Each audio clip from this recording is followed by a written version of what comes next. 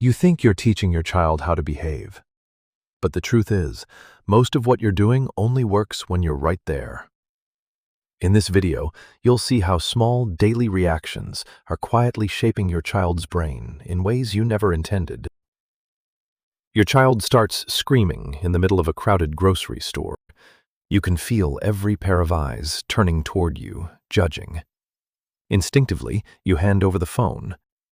A part of you knows it's not the best solution, but you do it anyway. Because it works. Instantly. The noise stops, and you think you've just handled the situation.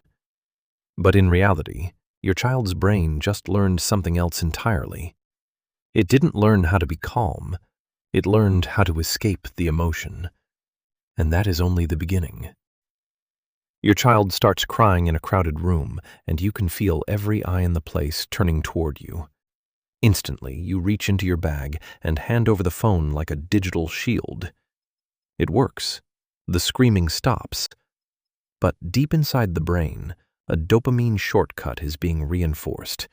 Distress equals screen, and screens equal escape.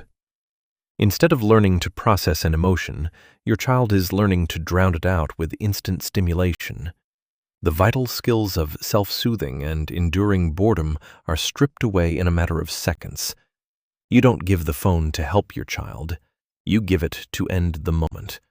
But your child's brain is learning the fastest way out, and this pattern shows up in a more subtle way. Your child's crying escalates into a full-blown meltdown, and things are spiraling out of control.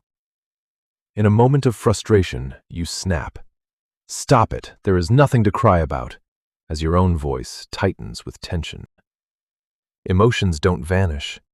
You think you are calming your child, but you are actually stopping the emotion before it even finishes. Their brain begins to form a painful connection. Feelings lead to rejection. The entire process of emotional growth is abruptly cut short. Do you want your child to grow up becoming someone who constantly explodes, or someone who completely shuts down? They just learn they're not allowed. You think you are calming your child, but you are stopping the emotion before it finishes. So your child looks for another way to cope. The moment the whining starts, you quickly hand over a snack or turn on a cartoon to shift the mood. Everything calms down instantly, bringing a sense of artificial peace to the room. But in reality, your child's brain is learning a dangerous lesson. Discomfort requires an external reward. Internal regulation is never activated. Your child begins to rely on objects to feel okay again. The ability to self-soothe is traded for a dependency on distractions. Temporary. And the brain remembers what worked fastest. You are not solving the emotion. You are replacing it with something easier. And this is where the real problem starts. Your child seems perfectly well-behaved, but only when you are in the room. They obey only when there is a promised reward or a threat hanging over their head. The moment you walk away, their behavior shifts completely. You tell yourself, "My child is good, they just need me there." But in reality, the brain is becoming entirely dependent on external control.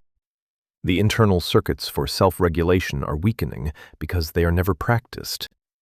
Instead of internal discipline, your child is developing emotional dependency and a very low tolerance for frustration. That's not discipline. You're not building discipline, you're building dependence. You think your child is disciplined, but only when you're there. So, what actually builds real discipline? Real discipline doesn't come from stopping a behavior. It comes from what your child learns to do when you don't step in. Reactive parents stop the moment. Aware parents watch what the brain is learning. Every time you fix it fast, you delay what your child needs to learn. Think about the last time your child struggled. Did you solve it? Or did their brain get a chance to work? If you want to understand what is happening underneath the behavior, stay here. Because most of what shapes your child happens in the moments you rush past.